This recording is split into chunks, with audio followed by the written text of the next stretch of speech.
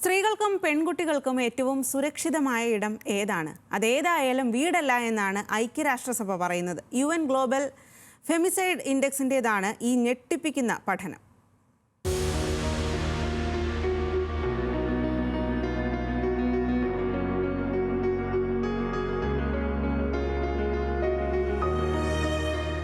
ഓരോ മണിക്കൂറിലും 140 സ്ത്രീകളോ പെൺകുട്ടികളോ ലോകത്ത് കൊല്ലപ്പെടുന്നു. 2023 ആകെ കണക്കെടുത്താൽ 85,000 കൊലപാതകങ്ങൾ. ഇതിൽ 60%, അതായത് 51,100 കൊലപാതകങ്ങളിലും അവരുമായി അടുത്ത ബന്ധമുള്ള പുരുഷന്മാരായിരുന്നു പ്രതികൾ. ഈ കണക്കുകളുടെ അടിസ്ഥാനത്തിലാണ് ഐക്യരാഷ്ട്രസഭയുടെ ഗ്ലോബൽ ഫെമിസൈഡ് ഇൻഡെക്സ് ഇന്ന് സ്ത്രീകൾക്കും പെൺകുട്ടികൾക്കും ഏറ്റവും അപകടകരമായ ഇടം വീട് പോലുള്ള സ്വകാര്യ ഇടങ്ങളാണെന്ന് പറയുന്നത്. 2022 89,000 ആകെ സ്ത്രീ ഹത്യകൾ. കഴിഞ്ഞ വർഷം 4,000-ഓളം സംഭവങ്ങളിൽ കുറവ് വന്നു. എന്നാൽ ഉറ്റവരാൽ കൊല്ലപ്പെടുന്നവരുടെ എണ്ണം ഈ കണക്കിൽ കുത്തനെ ഉയർന്നു എന്നതാണ് ആശങ്കയ്ക്ക് അടിസ്ഥാനം. ആഫ്രിക്കയാണ് സ്വന്തക്കാരാൽ കൊല്ലപ്പെടുന്നവരുടെ എണ്ണത്തിൽ മുന്നിൽ നിൽക്കുന്നത്. ലോക ശരാശരിയുടെ 0.8% സ്ത്രീഹത്യകളുമായി 2023 കണക്കിൽ രണ്ടാമതാണ് ഇന്ത്യ അടങ്ങുന്ന ഏഷ്യൻ മേഖല.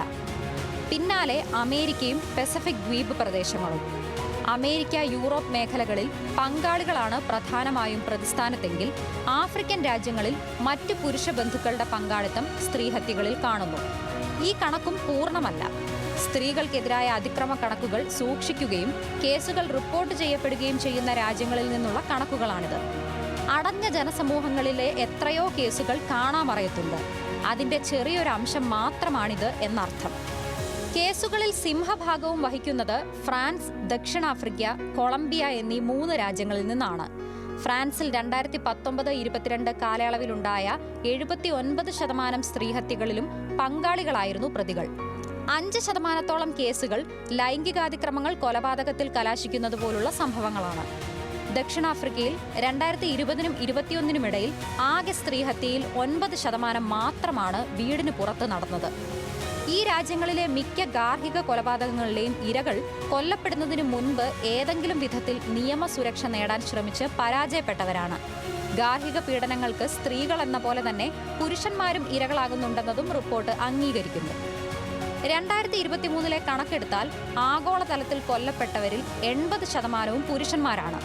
എന്നാൽ ഇതിൽ 12% ഗാർഹിക പശ്ചാത്തലത്തിൽ കൊല്ലപ്പെട്ടത് എന്നതാണ് വ്യത്യാസം. ലിംഗാധിഷ്ഠിത കുറ്റകൃത്യങ്ങളിൽ സ്ത്രീകൾക്കെതിരായ അതിക്രമങ്ങളുടെ കണക്കെടുപ്പ് നടക്കുന്നതും വർദ്ധിച്ചുവരുന്ന ഈ ആശങ്ക മുൻനിർത്തിയാണ്. International desk, news Malayalam.